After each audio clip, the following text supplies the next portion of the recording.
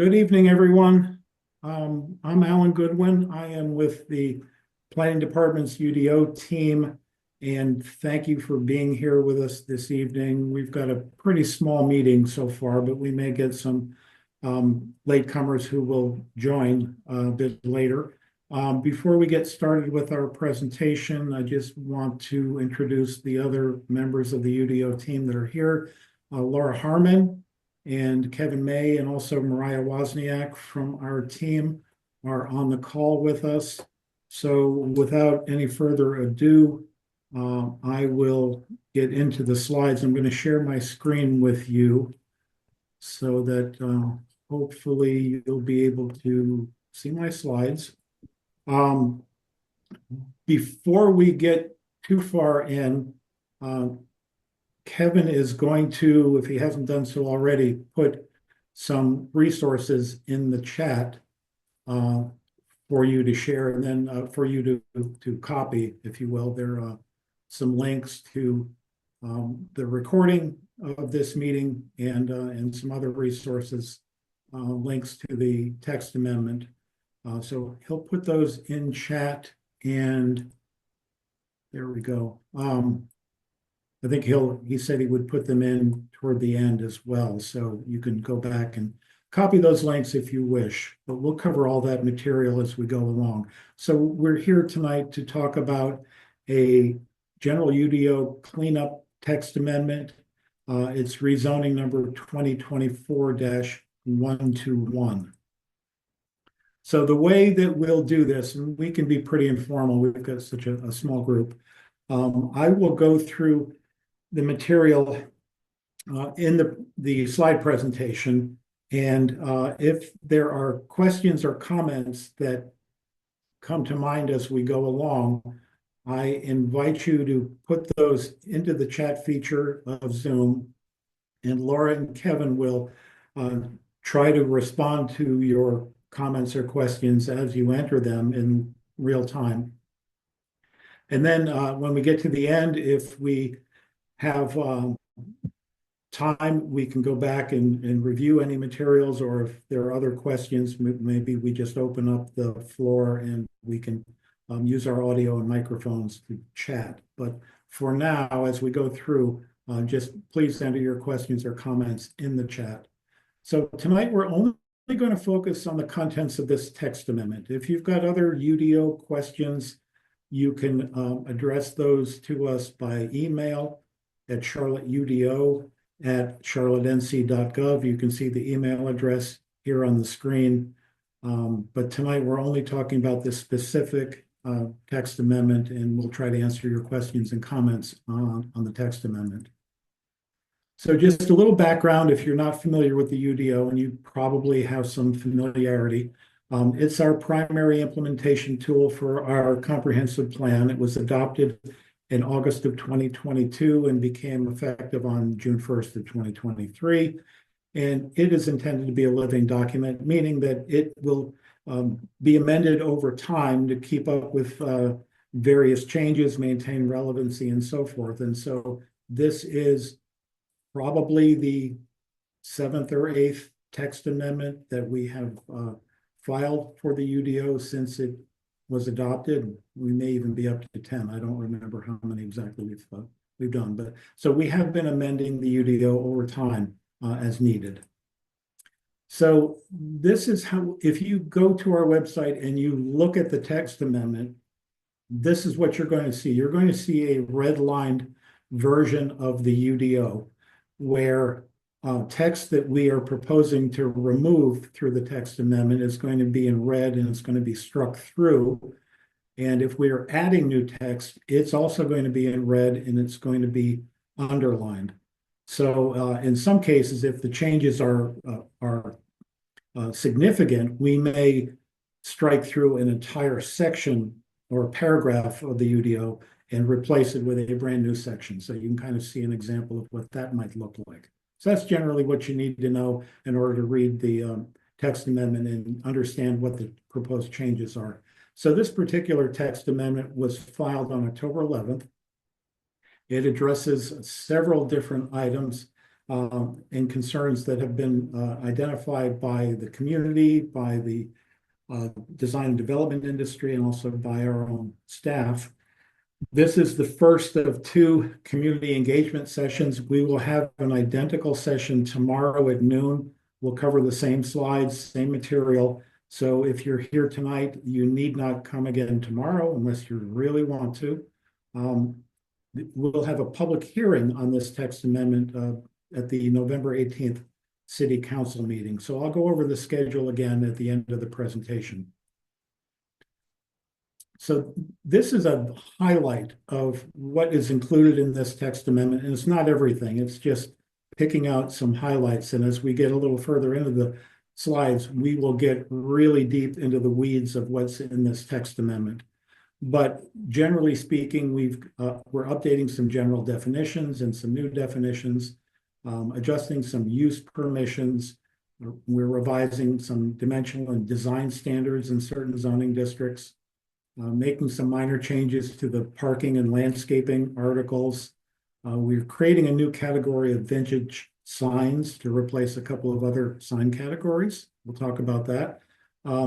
We're making some adjustments to our alternative compliance and EX zoning standards and other minor revisions. So those are just a really high level overview of what is included. So now we're going to go into the actual text amendment, and we'll do it article by article because that is the way that this seems to make the most sense and is most understandable. So we're not changing things in each of the 39 articles, but we are making changes in a number of them. So we'll go through them. So Article 2 is our general definitions article. We're adding some new definitions, and you can see what they are there. We are taking out a couple of sign definitions, and they're being replaced by a new sign definition.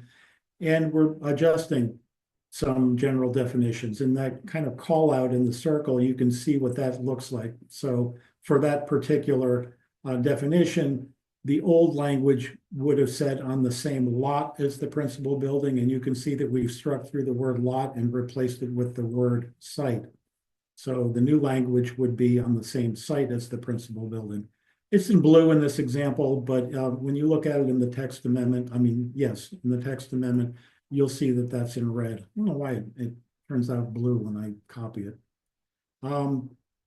The next article is Article 4, which is our Neighborhood 1 zoning districts. Those are our lower density zoning districts. We're adding a footnote to a table to clarify where setbacks are measured from. Also some language on where a primary pedestrian entry can be on a corner lot. Some site layout standards are being clarified. We've got some new language concerning alleys in the conservation development option. Also clarifying green acre and landscape yards in the conservation development option, as well as language concerning garages being accessed from alleys in the compact development option.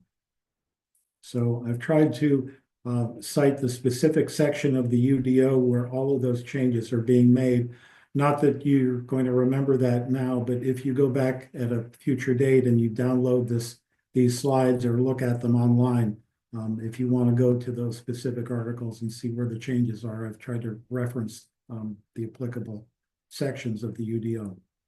So that was Article 4. Now, for all of these articles identified in the title, 5, 7, 9, 10, 11, 12, and 13, they cover all of those zoning districts that are below. And it's the same change for all of those districts. And the changes are in the site layout standards. What the text amendment will do for each of those zoning districts listed above is clarify the language to specify that the primary pedestrian entry of the principal structure closest to the intersection on a corner lot may be oriented to either frontage. That was not clear previously. Also adding that these site layout standards apply to duplex dwellings. That was also missing from the current ordinance. So This is a minor change, but it is an important change for structures on a corner lot. Next is Article 14, which is our overlay districts.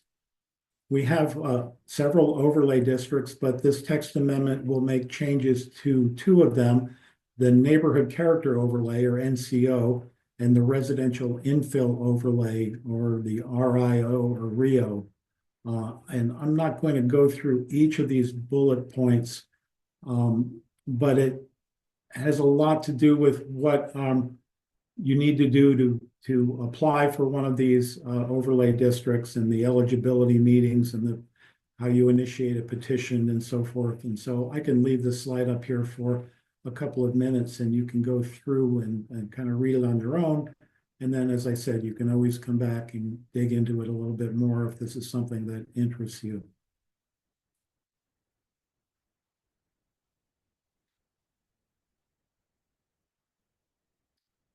Okay, unless I have any objections, I'm going to move on to the next slide.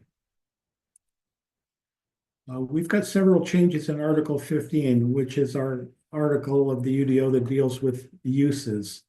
This is a somewhat significant change. We're allowing duplex, triplex, and quadruplex dwellings in additional zoning districts with prescribed conditions.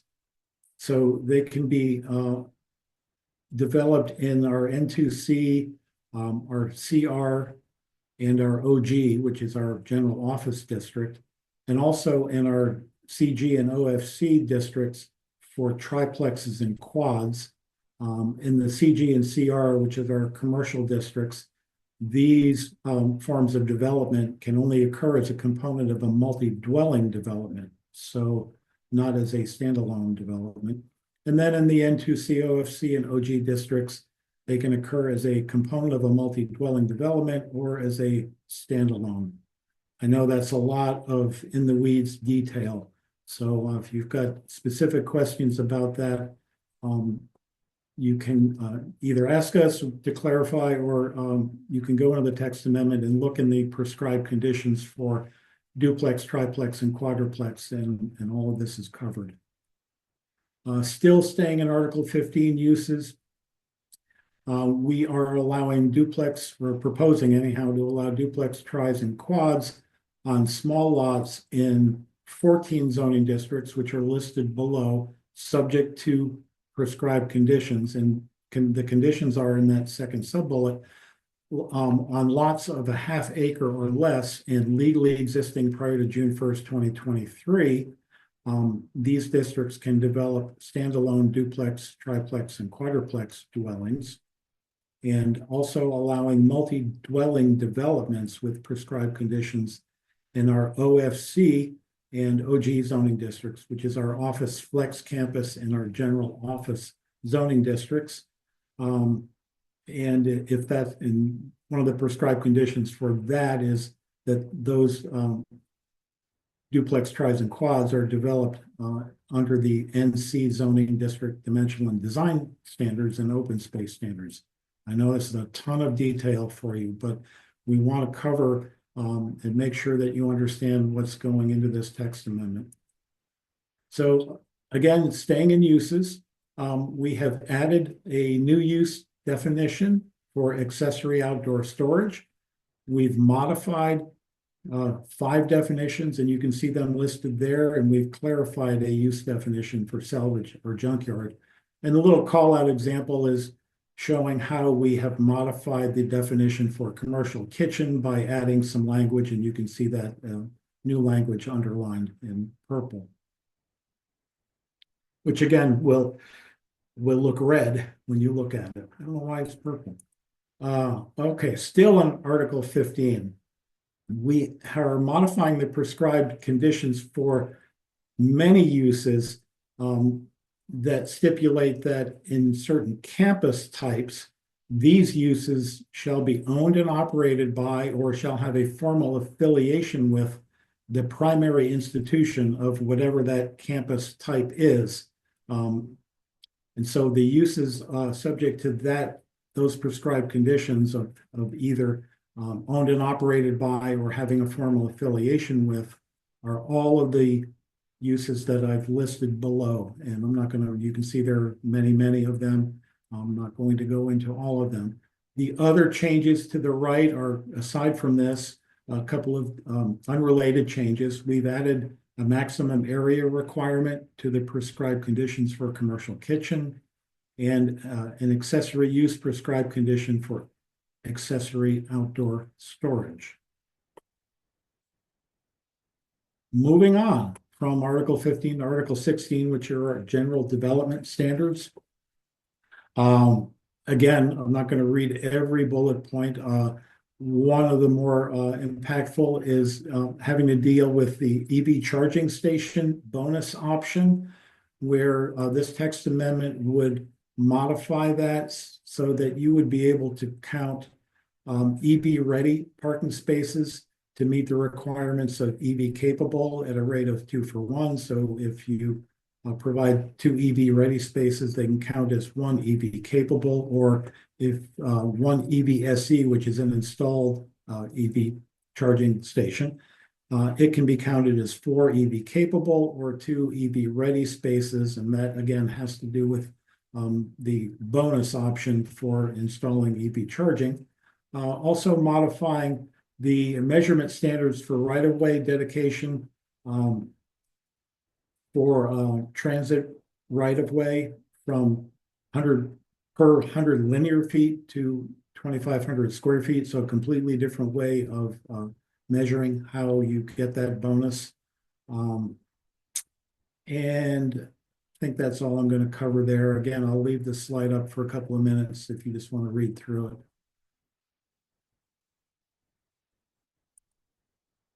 Moving on to the next article, Article 17 for accessory structures. The text amendment would require that an accessory structure be located on the same lot as a detached single-family duplex, triplex, or quad. A new locational and screening standards for EV charging stations in parking lots. Stipulates that chain link fences with the slats, the vinyl slats that they put between the chain link, cannot be used for any required screening. Modifying the standards for a maximum fence height.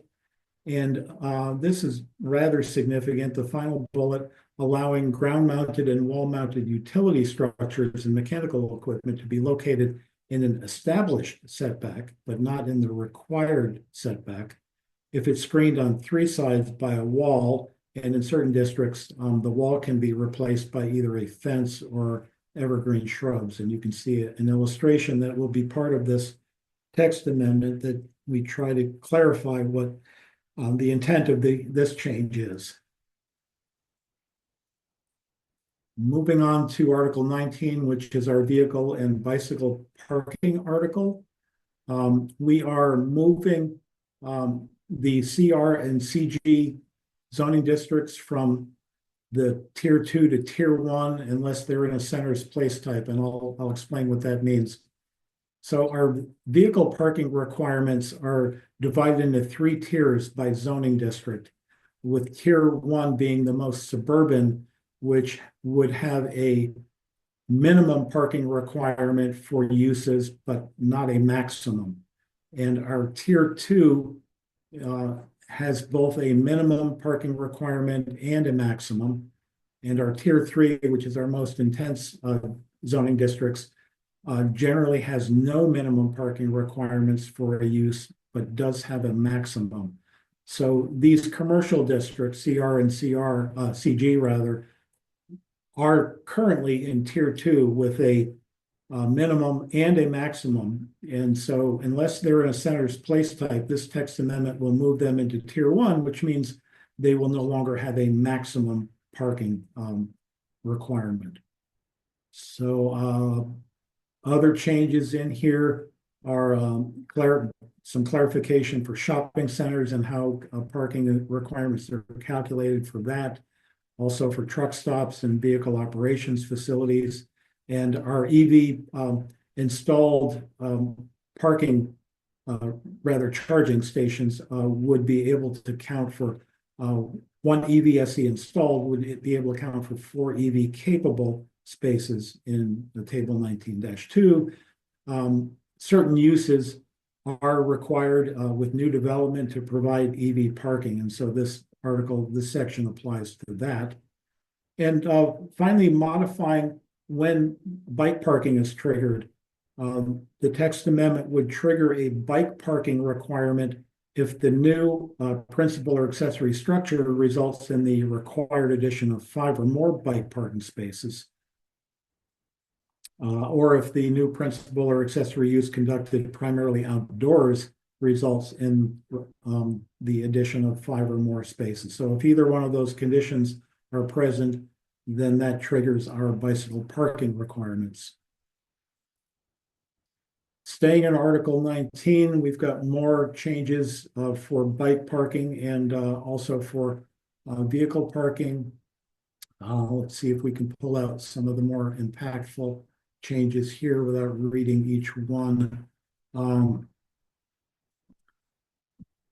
second to last bullet could be impactful if you're developing a parking structure.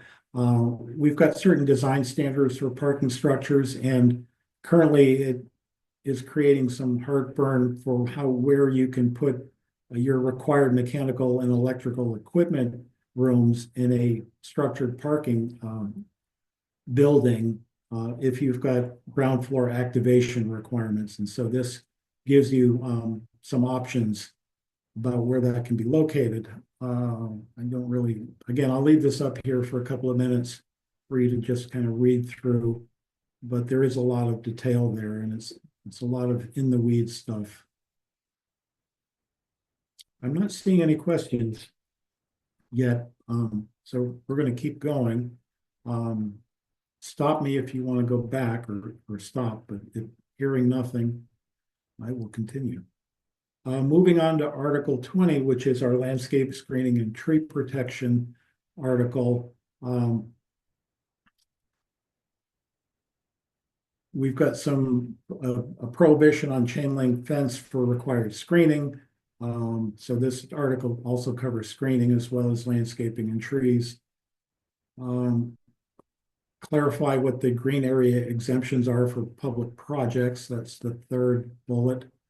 And this could be impactful for development, allowing land clearing and inert debris landfills, or LCIDs, to be subtracted from the site area when you're calculating how much green area that you would need to provide. And also clarifying that public infrastructure projects like a road expansion or a utility or greenway trail that are undertaken by public entities are exempt from tree planting requirements unless those projects include increased building coverage or a parking lot expansion. I'm going to move on to Article 22, which is our sign article, and I mentioned that we are replacing a couple of old sign categories with a new category of vintage signs. So not a major change, just some streamlining there. Moving along to Article 32, which has to do with required new streets and transportation improvements. We're modifying some applicability standards for existing CATS bus stops, as well as for new CATS bus stops, and also modifying the threshold standards for new CATS bus stops. So in other words, what that means is there are thresholds for certain development, and if you meet those standards or those thresholds, you may be required to install a new CATS bus stop as part of your development project. And a requirement or a modification to relocating curb and gutter. And we may continue to work on that last bullet point. I'm going to move on then to the next article, which is Article 35. It's mostly administrative stuff. Modifying the powers and duties of the Alternative Compliance Review Board. That's a quasi-judicial board that can hear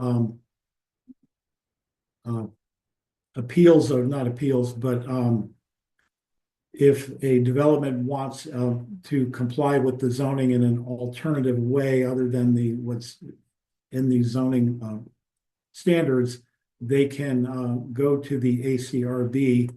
It's not a variance, but it's a way of complying with a different type of standard.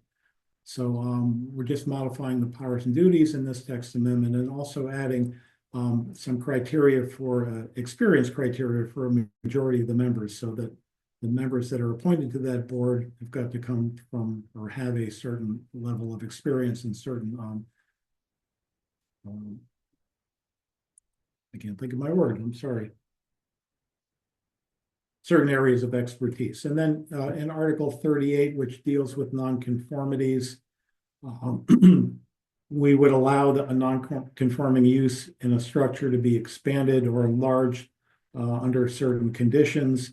And they are that the expansion not exceed 25% of the gross floor area of the existing structure, or 1,000 square feet, whichever is less, and that only one expansion of a non-conforming use within a structure shall be permitted. Moving on to Article 37, which deals with amendments and development approvals. We're making some modifications to our exception district, modifying the purpose statement, permitted land use modifications, and modifying standards for convention centers, public transit facilities, and stadium uses that would allow a reconfiguration of parking and upper floor transparency and blank wall standards to be modified. And then alternative compliance, we just talked about that a minute ago, modifying some standards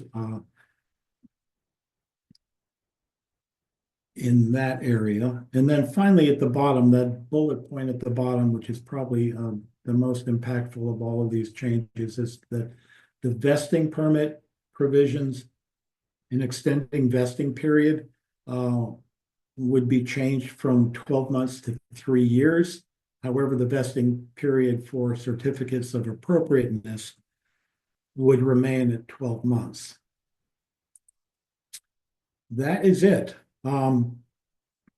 So before we go any further and get into the next steps in the schedule here, I don't see any comments in chat, but I'll give everyone an opportunity if you'd like to unmute. I think, Kevin, can they unmute themselves and just ask a question if you have any?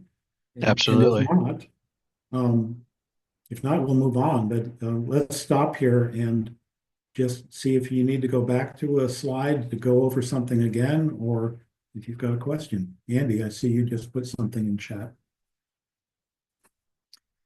Andy asks, in neighborhood 1 districts, I understand that the front and side setbacks on corner lots are determined by the lot dimensions, not the orientation of the front facade. Just to clarify, the text amendment reinforces that the front door and front facade don't affect the configuration of the front and side street setbacks. Correct. Yes, that is correct. The front and side setbacks on a corner lot would be determined by the frontage type. So depending on what the frontage type is on each of those, legs of the corner, that would determine the setback for the building, the minimum setback. And this text amendment saying that the principal entrance could face either of those frontages would not affect the setback in any way.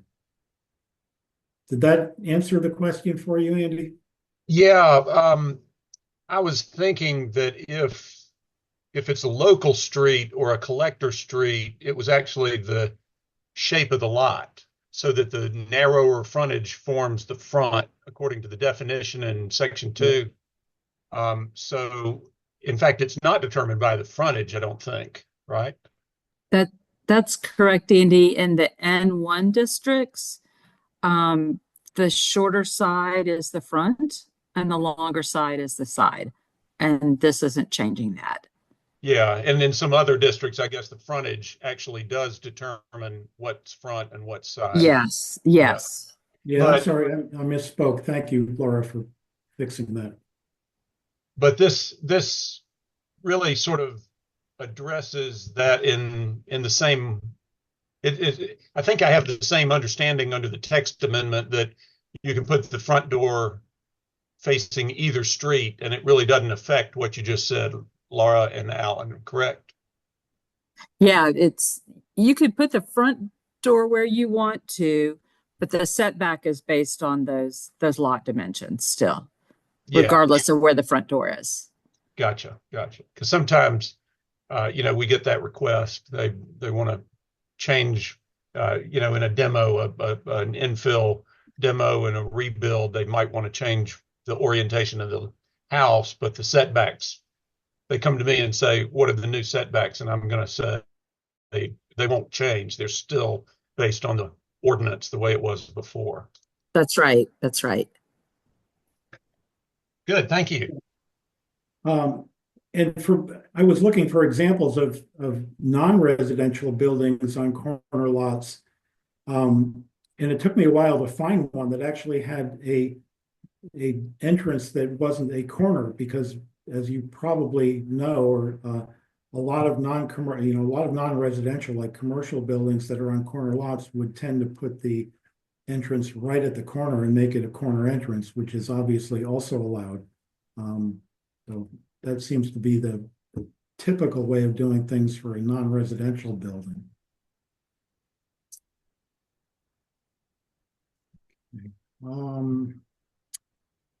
Well, I'll leave it here for a minute. If anyone has a question, you can either unmute and speak up, or put it in chat, and we'll give you 30 seconds or so to do that. And if not, we will move on.